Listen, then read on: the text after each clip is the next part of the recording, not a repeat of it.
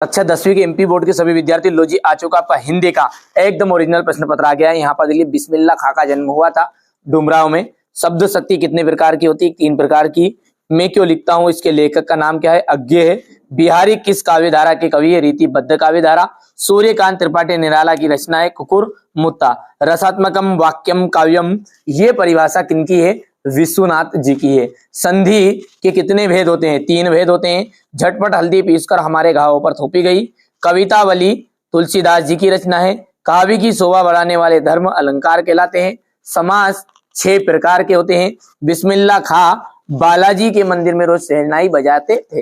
ये ऐसे प्रश्न हैं आपको बता रहा हूं जो आपके अर्धवार्षिक में आएंगे और 100% वार्षिक परीक्षा में भी आएंगे। 4 पेपर है भैया, ए बी सी, ठीक है। ये एबीसी और डी आप देख ही रहे हैं।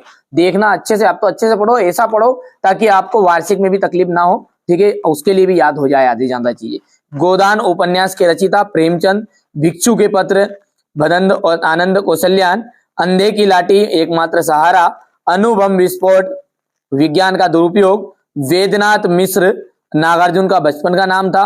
और 16 मात्राएं जो होती है वो चौपाई छंद में होती है। शब्द गुण के 3 प्रकार के होते हैं भैया। 2 लोकोक्तियों के नाम आपको लिख देना है। अज्ञे ने हिरोशिमा कविता कहां पर बैठकर लिखी? रेलगाड़ी में। आपके पाठ्यक्रम में जयशंकर प्रसाद की कौन सी रचना है? आत्मकथ्य कविता। संचारी भावों की संख्या कितनी मानी जाती है? 33। नाटक में कितने अंक होते हैं? नाटक में 1 से अधिक अंक होता है, ठीक है। यथाशक्ति अव्ययी भाव का समास का उदाहरण है सत्य है। बाबूजी कुश्ती में हमसे हार जाते हैं। मैं क्यों लिखता हूं अज्ञे जी की रचना है। परशुराम के क्रोध से लक्ष्मण डर गए। करुण रस का स्थायी भाव शोक है।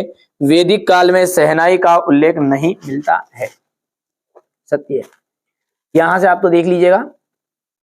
इस आत्मकथ्य में लेखिका के पिताजी ने रसोइयों को मटियार खाना क्यों कहकर संबोधित किया?